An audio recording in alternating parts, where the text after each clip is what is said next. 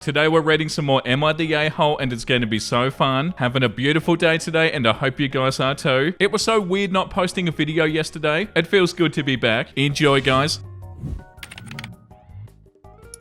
Am I the a-hole for telling my mum and dad that they have to get their noses pierced if they want to see my daughter again? My husband and I traveled down to Mexico to visit with my family. I am an American citizen, my mum and dad are not. My mum and dad got my daughter earrings for her birthday. My daughter's ears are not pierced. She's only 1 year old. I told her I'd save them for her until she was old enough to get her ears pierced. We left my daughter with my parents while we went out to meet up with some friends. When we went to pick up my daughter, my mum showed us that we didn't need to wait because they'd taken her to get her ears pierced. I got my daughter and I dragged my husband out of there before he lost his crap. We went back to our hotel. I'm so furious. My husband said that my parents are not allowed to spend time alone with my daughter ever again. I went even further. I said I would not be bringing her or any other kids that we might have down here to see my parents. We checked out 3 days early and we went home. On the way home, my parents are calling me to see when we're coming over. I ignored all the calls and texts until we were back home in Phoenix. We took a couple of days to think over and cool down. I finally called them. I asked them not to speak until I was done talking. I told them that my husband and I are upset with them for getting our baby's ears pierced without our permission. I told them we went back home and probably wouldn't be visiting for a while. They said that my sister and I both had pierced ears when we were babies and that it didn't harm us. I said that we're not going to change our minds. They started getting everyone, including my grandmother, to call and say that I was being ridiculous. I talked to my husband and we came up with a compromise. We agreed that we would resume visits, but not alone time with them if they both got their noses pierced. They said that we're being stupid and they're not going to do that. I said no problem and I hung up. We've started blocking anybody who tries to call us and give us crap for denying my parents their right to see my daughter. Oh yeah, you guys are not the a-hole, OP. The fact that they did this and didn't even ask you first is so not okay. And also, it's not like you were like sort of half open to the idea. You said no, and you said you were going to keep the earrings until your daughter got older, and then you would get your daughter's ears pierced. And your parents were like, oh, screw that. And they went and did it anyway. And what, they think they're in the right? That's hilarious. Of course you're not the a-hole, OP. The top comment says not the a-hole. They violated your trust in a huge way, and they have absolutely no right to see your daughter, nor do they have a right to see you. They're confusing rights with wants. They're willing to do semi-permanent damage to your baby directly against your wishes just because they want to decorate the baby. It displays a lack of respect for you and for your child. Their aesthetic wants are more important than the grandchild's feelings. And if you think about it for more than 5 seconds, I did this unnecessary thing to a baby before they were old enough to say no is a terrible way to treat a person. It was polite for you to save their earrings for later, where they said until she was old enough to get her ears pierced. They're grown adults. Surely they didn't think this meant later today. Yeah, definitely. And like this comment says, these sorts of posts just blow my mind. Grandparents want to do something. Parents say no. In this case, daughter is too young for that. Grandparents do it anyway. In this case, physically altering the child's body against their parents' wishes. Parent takes child and leaves, and grandparents who are supposed to be having a visit don't hear from the parents for days, even past the time that the vacation was supposed to happen. Grandparent thinks, wow, I didn't think it was a big deal, but my kid is so mad they took their kid home and cut the vacation short, even without saying goodbye, and they haven't spoken to me in days. Should I A, apologize and take accountability for having gone against their wishes with their kid, even though I personally don't think their rule made sense? Or B, should I double down and imply that they're overreacting and tell them that I expect them to accept that I can do whatever I want to their child and they have no say? Or C, do B plus call all of my friends and our family, cry to them about how I'm such a victim, and then ask them to harass my child about how sad I am and how awful they're being? Yep, definitely C. Half of being a mature adult is accepting accountability when you're wrong. It's so easy. And the higher the stakes, say for example whether or not you're allowed to have a relationship with your own adult child and their family, the easier it should be to admit that you crossed a line. But no, parents would rather be righteous than happy. After all, how dare their child, who's a grown married adult and a parent of their own, think that they don't have to obey? How dare their child try to impose any rules or boundaries around their own family or child? Don't they know who I am? I, who chose to have a child, actually fed and clothed that child when it was helpless, and I was required to care for the life I chose to bring into the world. That means the child owes me obedience in everything and forevermore. Like, the nose piercing thing is ridiculous, but if they just apologized and given some space and time, I assume OP would have let them visit eventually, even if not unsupervised. But instead of apologizing, they put on this whole show and turned the entire family against the OP,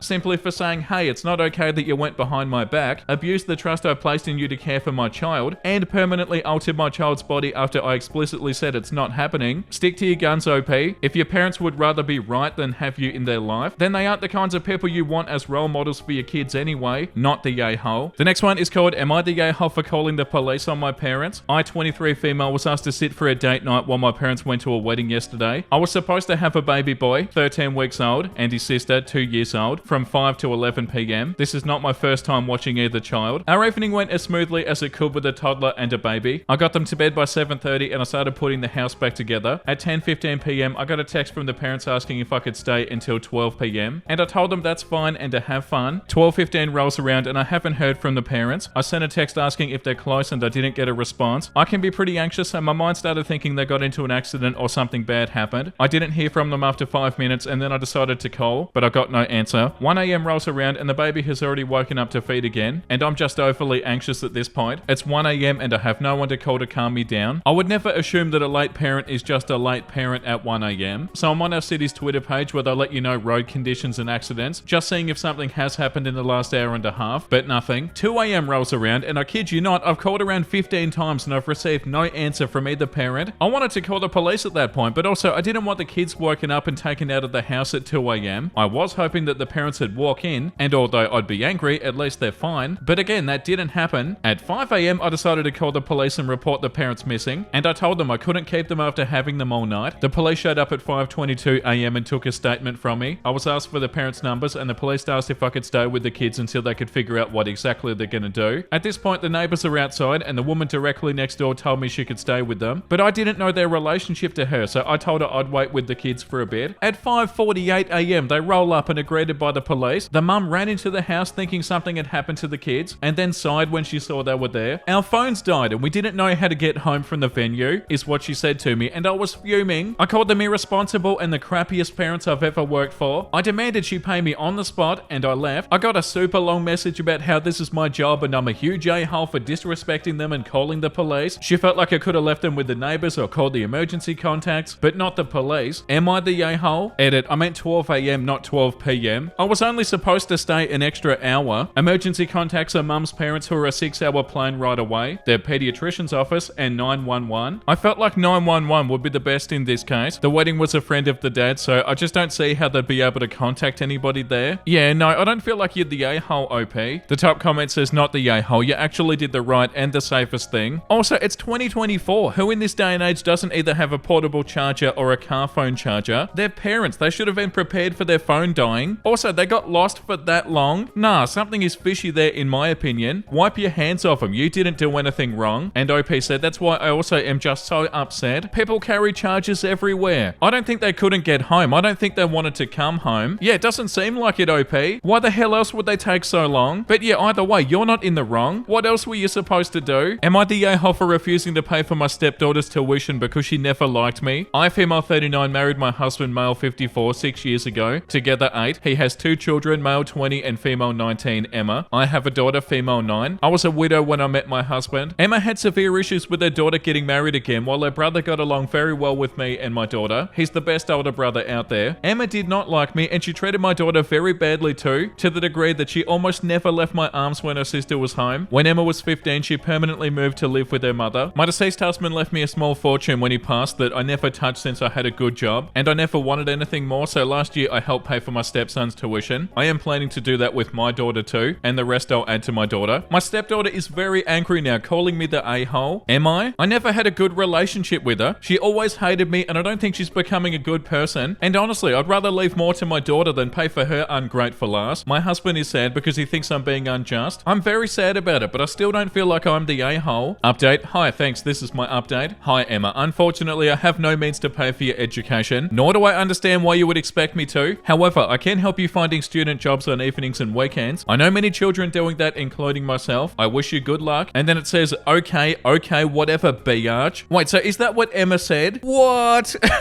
Oh my god, OP, you're not the a-hole even a little bit. They don't deserve your money, and the fact that they feel so entitled to it, that's hilarious. The audacity is strong here. Like, why the hell would you give her money? And you're not being unjust, OP. They don't deserve your money. The top comment says, not the a-hole. She has no claim on your money. She hasn't treated you as family, so you don't have to treat her as family. Your husband should feel blessed that you chose to give some of your first husband's money to his son. Not many people would do this, she is not entitled to anything from you when she can't even give you respect for how father feels about you. Yeah, 1,000,000%. Actions have consequences, you know? Maybe don't treat people awfully. It's a lesson for them, and you're not the a-hole, OP. Am I the a-hole for telling my parents and my pregnant sister that I will not baby-proof my area of the house and saying that I'll be locking them out instead? My parents live in the in-law suite of my house. They pay rent to help me cover the mortgage, but the house is completely mine. Their rent is $600 a month. That includes all utilities, including internet and streaming services. My older sister is pregnant again, yay, and she needs a place to stay as her baby daddy bailed out and moved back to Romania without her. My parents agreed to let her stay with them. They did not ask me. Like I said, they pay rent and they can do as they wish in their living area. My parents have full run of my house except for my bedroom and my office. My dad likes to putter in the garage and plays with my dog. My mum likes to bake in my kitchen and work in the garage. The basement has a kitchen, but it is small and mine is just better all around. Nope, they want me to baby-proof my levels of the house. I asked why I would need to do this, as the kids would 100% not be in my area. My mum said that it would not be fair to keep the kids cooped up in the basement all day. Oh my god, it's not your house, mum. I said that there was a huge yard and a sunroom for them to spend time if they really wanted. My sister said that she couldn't spend all her time cramped up like that with 3 kids. Oh, this is so frustrating. And they didn't even ask you, OP.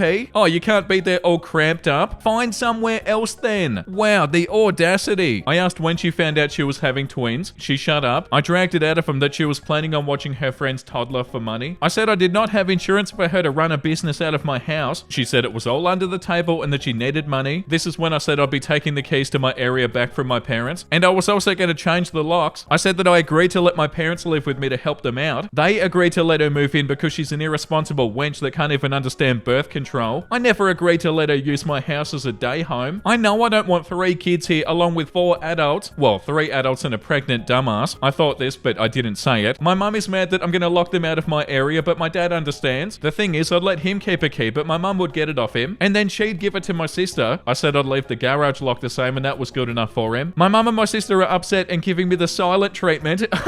My mum got my dad to ask me if they paid for the insurance if my sister could watch her friend's kid. I agreed, but I said they should get my sister to pay it. Wow, you are so not the a-hole, OP. This is infuriating. Like the fact that they don't even feel like they need to ask you about it. Your parents are acting like it's their house. Oh, that's so annoying. I'm never gonna let anybody in my house. After reading stuff like this, the top comment says, not the a-hole, but you may have to reconsider this whole arrangement. You know, over time, this will still become a mess for you. Your mum, your sister, and kids will take over your space, and it will be very hard to rectify after they're here. Ask your parents to move out, although I do feel sorry for your dad. And OP said locks are changed. I will not bend or break on this. That's good, OP. Stay strong. Like everybody, you need to remember whose house this is. Have some bloody respect. Oh my god. Yeah, that was infuriating. Am I the a-hole for telling my neighbor I'm not her babysitter over the summer? I, 38 female, have a neighbor. We'll call her Sarah, 38 female. I'm married and I have 2 girls, 8 and 11. She has 2 boys, 8 and 12. Sarah is married, but her husband travels a lot for work and she works from home. I'm a teacher, so I have school breaks and summers off. Over winter break, Sarah's kids kept coming over to see if my kids could play. Play means they've been sent over because they're annoying their mum, and she's trying to work. Backstory, the kids were friends when they were younger, but as they got older, they don't really have much in common, and they've drifted apart. Her kids go to a parochial school, and my kids go to a public school, so they don't even have teachers or classmates in common. They don't have a ton in common anymore, and when they do play, Sarah's kids fight a lot with each other and with my kids. One day over winter break, the younger one came to the door to see if my kids could play, and I told him they didn't want to play right now. Sarah sent me a text saying that she was on a work call, and she could really use some time with the boys out of the house. Yeah, that's not OP's fault, Sarah. I caved and I told my girls to just try and find something they could do together. 10 minutes later, my oldest came upstairs crying, saying that one of the boys made a nasty comment about how boring our house was, and that it was dumb that I wouldn't let him play Xbox. It's my husband's Xbox, and it's in our family room where I was doing laundry and watching a show. I told the boys if they were bored, they were more than welcome to leave. Now it's almost spring break, and Sarah asked if I could watch the boys for 2 days because she has 2 busy work days and I'm quote unquote off work. I told her no because we'd be on vacation in Florida visiting family. She said okay and jokingly said, I guess I'll just hit you up in the summer. I replied and said that I will not be babysitting her kids over the summer. True emergency, sure. I said, I'm sorry, but just because I'm not at school during the summer does not mean that I'm your free childcare. Yeah, I don't physically go to work over the summer, but I take online classes for my masters and I teach online summer school, meaning I am also working from home. She blew up at me